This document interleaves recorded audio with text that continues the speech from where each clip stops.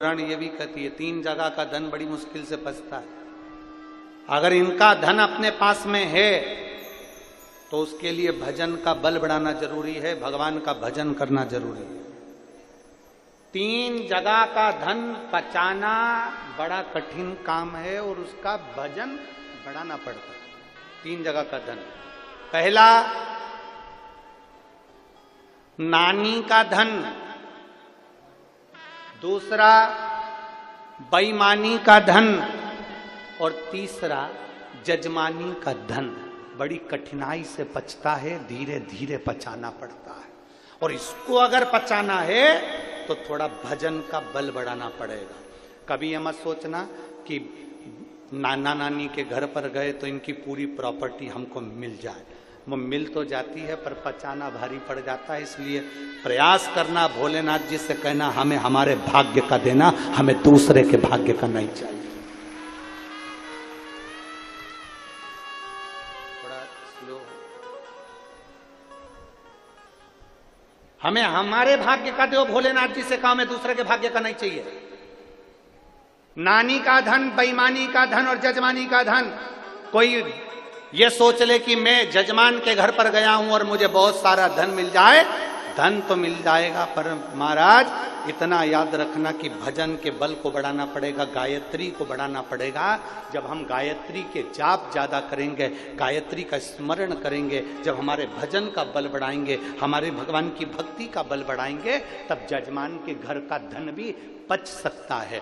जब हमारे भजन का बल बढ़ता है तब हम नानी के घर का धन भी पचा सकते हैं।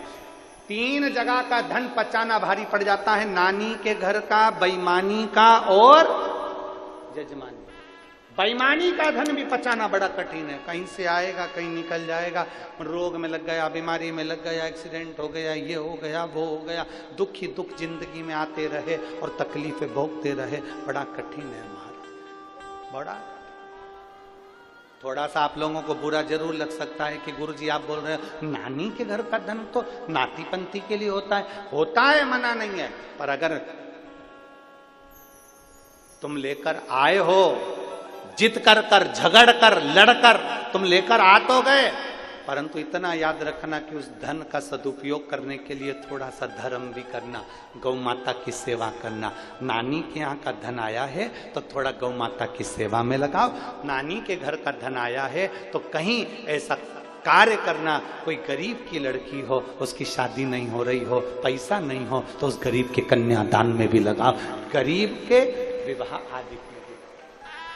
कोई बच्चा पढ़ना चाहता है, विद्या लेना चाहता है, एजुकेशन करना चाहता है, उसके पास में विद्या का धन नहीं है, पढ़ने के लिए धन नहीं है, तुम नानी के यहाँ से लाए हो, बेईमानी का धन आया है या कोई धन ज्यादा आ गया, उसमें से थोड़ा सा निकाल कर बच्चे की एजुकेशन में लगा दो। हम ये नहीं कहेंगे कि तुम कहीं ले जाकर इधर उधर, तुम तो उस बच्चे की एजुकेशन में लगाओ, पढ़ाओ, विद्याध्ययन कराओ, प्रयास करो। पचाना कठिन है, इसलिए अपने भजन के बल को बढ़ाइए। एक ब्राह्मण, एक साधु, एक सन्यासी, एक तपस्वी, एक साधक, एक उपासक अगर किसी के घर का भोजन भी कर कर आते हैं तो उनको गायत्री का बल बढ़ाना पड़ता है। अगर भोजन कर कर आए हैं ना तो फिर उनको भगवान का भजन का बल बढ़ाना पड़ेगा, गायत्री बढ़ाना पड़ेगी, तब जाकर हम जिसके यहाँ का खा कर आए हैं उसका पच पाए।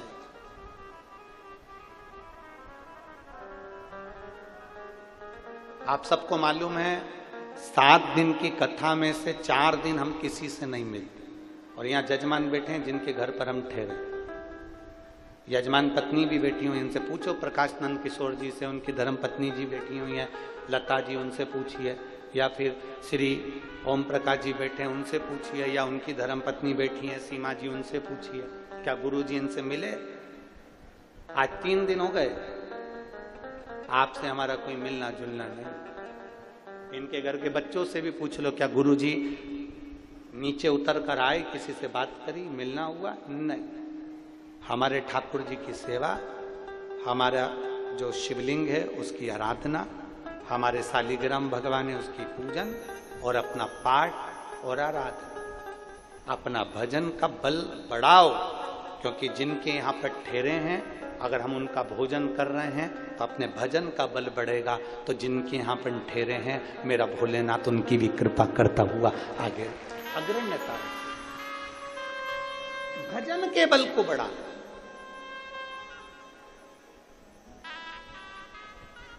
किसी भंडारे में से भोजन कर कर जाओ तो भजन के बल को बढ़ाओ। शिव महापुराण में आए हो, भंडारे का अगर भोजन कर रहे हो तो भजन का बल बढ़ाना। अपने घर जाना, जाने के बाद में शंकर जी को एक लोटा जल चढ़ाना प्रारंभ करना, श्री शिवाय नमस्तुभ्यम बोलना प्रारंभ करना, क्योंकि हमने अन्न खाया है तो अपने भजन के बल को बढ़ाएंगे हम। अपने भजन के बल को बढ़ाएंगे। कैसा भी करो, कैसा भी करो, पर करो। बहुत कठिन में पछता है, बहुत शिव महापुराण की कथा कर रही है, भगवान शंकर का चरित्र कर रहा है। शिव महापुराण की कथा कर रही है। भगवान देवाधिदेव महादेव ने समझाने का प्रयास किया ब्रह्मा जी को, देवाधिदेव महादेव ने समझाने का प्रयास किया था देवर्षि नारद को। नारद जी से भी भगवान शंकर ने कह दिया था, नारद तुमने कामदेव पर विजय प्राप्त कर ली, पर इतना याद रखना, ये किसी के पास जाकर मत बोलना कि तुमने कामदेव पर विजय प्राप्त कर ली। पर नारद जी नहीं माने, अपने अहम में डूबे थे देवर्षि नारद। अपनी गुणवत्ता दिखाने के लिए भगवान नारायण के पास पहुंचे, और देवर्षि नारद ने भगवान नारायण के पास जाकर कहा, जिसको शंकर भगवान नहीं जीत पाए, जिस कामदेव पर शंकर भगवान विजय प्राप्त नहीं कर पाए, उस कामदेव पर विजय मैंने प्राप्त करी है। भगवान विष्णु के नेत्र से जल बह गया। जिस शंकर की आराधना मैं करता हूं, उस शंकर की निंदा आज देवर्षि नारद के मुख से सुन रहा हूं। शिव महापुराण की कथा कहती है, शंकर की निंदा करने वाला और शंकर की निंदा सुनने वाला, इन दोनों को पशु की योनि मिलती है, इन दोनों को पशु का मुख मिलता है। और हुआ, देवर्षि नारद जी ने भगवान शंकर जी की निंदा कर दी थी, इसलिए बंदर का मुंह लगा था, और भगवान नारायण ने शंकर जी की निंदा सुन ली थी, इसलिए घोड़े का मुंह लगा था। हयग्रीव अवतार हुआ, कोई निंदा कर रहा है शंकर जी की। और एक और बात अपने भीतर उतार कर रखना, शिव खुद की निंदा सहन कर लेते हैं, शंकर खुद का अपमान सहन कर लेते हैं, पर शंकर अपने भक्त का अपमान कभी सहन नहीं कर पाते हैं। उसका जवाब तो मेरा देवाधिदेव महादेव देता जरूर है, थोड़ा देरी से देता है, पर देता जरूर है। शिव खुद के अपमान का जवाब भले ना देंगे, शंकर अपना अपमान सहन कर लेंगे। शिव अपना अपमान सहन कर सकते हैं, पर अपने भक्त का अपमान सहन नहीं कर सकते। उसका जवाब देवाधिदेव महादेव देता है। समय आता है, समय की प्रतीक्षा करना चाहिए।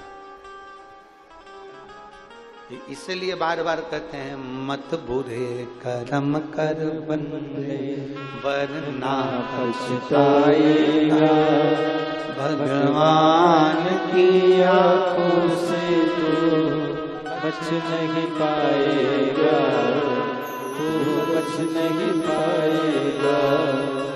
अरे ओ अज्ञानी मत करना रानी, तेरे कर्म का फल भी तू ही पाएगा, जैसा किया तूने तेरे आगे आएगा। मत बुरे कर्म कर बंदे वरना पछताएगा, भगवान की आंखों से तो बच नहीं पाएगा, तू बच नहीं पाएगा।